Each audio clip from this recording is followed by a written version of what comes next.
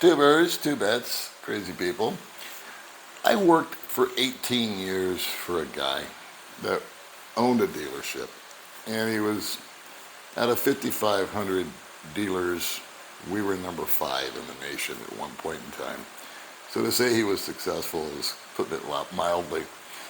And he was a very unique character, and to say the least. And he used to come up with these isms that he made up. And I'm going to share 2 of them with you tonight.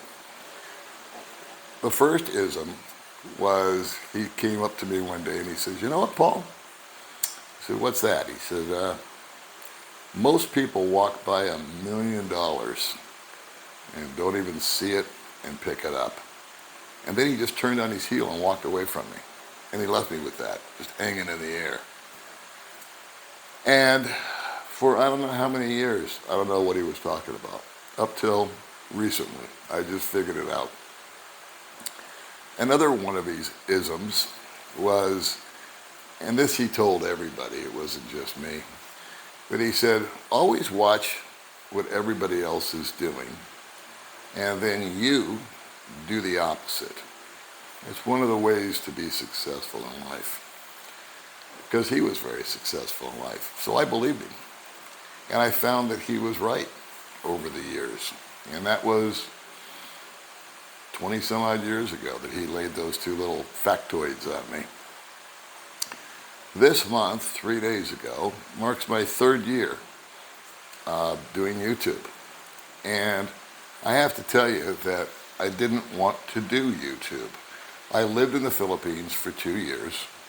There was a day and time, I won't belabor all the stuff behind it, that I made a Facebook video about why I moved to the Philippines.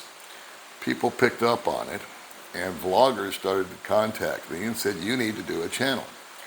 And for days, they ground on me. And one guy took my video and asked permission and put it up on his channel. And it got a lot of attention. And I still didn't want to do YouTube. I was convinced that you had to have GoPros and editing software and lighting effects and computer systems and rah. And I managed to just, anytime somebody came up with a solution, I invented a problem as to why I shouldn't do it. And finally, a guy named Monty came over, and he says, "What's your big objection?" And I said, "Just what I told you. I don't have this, I don't have that." He says, "Well, you did that video that's has some attention with what?" And I said, "Well, my $80 Vivo camera." And I didn't even have a tripod. In fact, I filmed it like this instead of like this. So it was not even formatted for YouTube. Anyway, he made me a deal. He said, "I promise you this. If you do YouTube, you just make content, and I'll do all the mechanics." And for 2 days, he set up the computer, and he set it all up. He said, "I'll do your thumbnails. Just take a picture. Tell me what you want it to say." And the way he closed me on the deal was, he said, "Look at it this way, Paul." He says, "If you just do what you're doing, what you're making is a video diary of your life here in the Philippines." That was what I had kind of exposed to some degree on the one video that I had done on Facebook. And he says, "And your kids and your grandkids and your great-grandkids can, once you're dead and gone, be something that they can look at." And I thought that over, and I said, yeah, I like that idea. Facebook is Facebook. It could come and go. YouTube can come and go, but at least I'm doubling my chances of keeping it alive. And the idea appealed to me. It didn't have a schedule. I didn't have to do anything. I didn't have to show up. It was just whenever the mood struck me, I could do a video. And that was 3 years ago. So since then, and I must admit that it feels more like 3 months ago than 3 years, I have over 450 uploads. And for the life of me, I don't know how. And the channel that I have has never had any kind of theme. It's never had, I took Ed's advice, my boss's advice, the owner's advice, and watched what everybody else did, and decided, no, I'm not going to do that. I'm just going to do it the way I want to. I don't have a fancy introduction screen. This is just me shooting off of my phone. I don't have any particular, I don't have any, an end screen. I don't have special effects. I don't own a drone. I don't use GoPros. I don't use any kind of, I don't edit. So this video is just this video.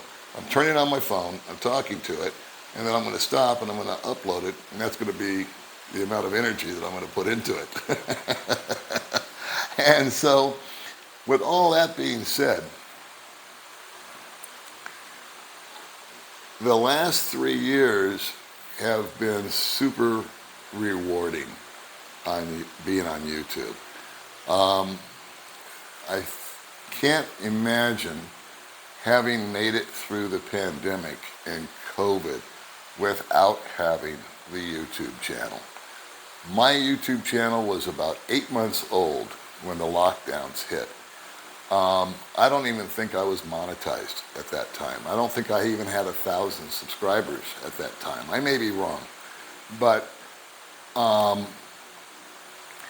it was something that I could do. It kept me occupied.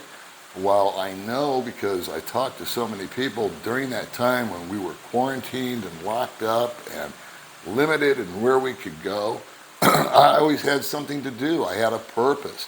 I had a reason to wake up, and I had something to think about, and I tried to make things funny, and sometimes things were tragic, and sometimes things were educational, and sometimes they were just downright stupid. And I really didn't care. I just did whatever I felt like doing that day, and I continue with that today. I have never, with the exception of an experiment, I have never sat here and said, please subscribe to my channel. Please like and share my channel. If you look at my videos, you can go back to video number 1 through other 450, which I know you won't do, but take my word for it. There is no subscribe button anywhere on the video. Why? Because I figure anybody watching my little channel, if they like it, they'll subscribe to it. And if they don't like it, they won't. And that's good by me. When I was trying to get to 1,000 subscribers in the beginning, I asked my mentor, Monty, how come I can't get any subscribers? I got 4,000 hours, but I can't buy a subscriber. He said, well, Paul, you're not asking for them. I said, you're kidding me. He said, no. He says, you got to tell people to subscribe in order to get them to subscribe. So, in the beginning, when I needed subscribers, because I really wanted to get to 1,000, that's the only number that's ever meant anything to me as regard to subscribers. I did. I asked people, please subscribe to my channel, please help me grow my channel, blah, blah, blah, blah, blah, and it worked. It got me to 1,000 subscribers. Once that happened, I stopped doing it. Until about a year later, I was sitting at Big Rock, my old apartment, and I said, you know what? I'm going to just do an experiment. So I did 2 videos in a row where I asked people to subscribe. I did just that. Hey guys, I'm doing this video, and before we get started, please make sure you hit the subscribe button and the like button, and if you want to, share it with your friends and your family, and this and that and the other. And what do you know? Lo and behold, subscriptions went up about 10 to 12% each time. I did 2 videos back to back where I asked that. And I said to myself, I don't really want those subscribers. If I gotta ask them to do something, then I don't think that's the type of guy or gal that I want watching the channel. I want somebody that of their own volition just says, yeah, this is cool. I'll check this guy out again. So that's me taking the ism and watching what other people are doing and not doing it. And I love that. I love the freedom of that. I like the decision. I don't care how big the channel gets. I never have cared. This channel has selfishly been for me. And very selfishly, I have gotten much more out of this channel than anything that I have put into it. What have I gotten? Well, I've gotten an unbelievable group of people that I would never ever have met before, ever in my life without it. These are people from all over the world that I've had the privilege of communicating with, meeting with personally in some instances, getting to know them, hearing their thoughts, their ideas, their wisdom, their feedback, their information, their stories, and it's expanded my world 1,000-fold. Not only has it given me something to do, given me a purpose during the COVID thing, but it's been something that I've been able to tap into a little bit of creativity that I never realized I ever had. And I'm not saying I'm the best or the brightest, by far. I'm far from that. I'm not produced, I'm not scripted. Everything that I do here is from the hip. I didn't write this little story out before I told it. I'm just telling it as it comes into my head. And that's how I've done it all the time. I've had great people on the channel that I had met 15 minutes prior to them sitting down and allowing me to interview them. A lot of them in the beginning were May's friends. You know, attractive women would sit down next to me and I would ask them questions. And I was finding out about them along with you. And so some of them were just absolutely amazing. Some of them were as loony as the day is long. Some were hysterically funny. And some of them were tragic. And that's just how it's been. My girlfriend, Baby May, about 6 or 7 months into our relationship, started her own channel. And believe it or not, she wouldn't come on my channel in the beginning. And then she tried it a couple of times, and then she liked it. I think she liked the attention that she got from it. And it was another one of those gratifying, unbelievable side effects of having a YouTube channel that allowed my shy, little clustered, in a cocoon woman, girlfriend, that blossomed. And she was able to actually discover her true self and slowly but surely share it with you guys. And I think what happens with people that stay tuned to my little goofy channel and hers too, is that they just get us. I always tell the truth on the channel. I try to share my failures. I try to share my successes. I try to bring other people on that are starting YouTube channels so we can talk about that. I like helping people. I had so many people help me in the beginning and continue to do so this day that I'm eternally grateful for it. When I was bucking the trend, when I was telling people no in the beginning, and they were saying, Paul, you got to do a channel, you got to do this, you got to do that, I kept saying, no, no, no. I don't have this, I don't have that, I can't do it, I don't want to do it, want. And then when I did the channel, when I relented, and I started getting the feedback, and I started making the connections, and I started to meet you people, and we had had some unbelievable conversations, some unbelievable insights, information. Just lost Gaylord. I discovered after that happened what the ism of walking by $1 million was. By me refusing to do YouTube in the initial beginning, that was me walking by the $1 million. Of course, it's not $1 million. It's, in my case, 1 million memories. It's 1 million instances. It's 1 million, it's almost a priceless entity that has been created. an aura, if you will, that I get to envelop myself in.